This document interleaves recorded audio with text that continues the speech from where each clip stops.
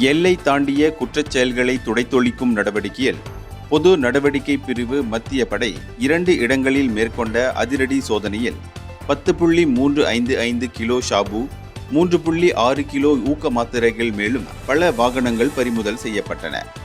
இந்நடவடிக்கைகளில் மொத்தம் 15 லட்சம் ரிங்கிட் பெருமான போதைப் பொருள்கள் பறிமுதல் செய்யப்பட்டதாக PGA மத்திய படை பிரிவு தலைவர் மூத்த உதவி ஆணையர் ஹக்கிமால் அவாரி தெரிவித்தார். ஜூன் 21ஆம் தேதி தொடங்கி ஜூலை 22ஆம் தேதி வரையில் ஸ்லாங்கூர் சுற்றுவட்டார பகுதிகளில் மேற்கொள்ளப்பட்ட ஆள்கடத்தல் முறியடிப்பு சம்பவங்களின் போது அவை பறிமுதல் செய்யப்பட்டதாக அவர் குறிப்பிட்டார். அடிப்சம் எனப்படும் ஆள்கடத்தல் முறியடிப்பு சட்டத்தின் அடிப்படையில் மேற்கொள்ளப்பட்ட அந்த அதிரடி சோதனையில் 15 படகோட்டிகள், 8 உள்நாட்டினர், 7 இந்தோனேசியர்களுடன் 224 சட்டவிரோத குடியேறிகளும் கைது செய்யப்பட்டனர்.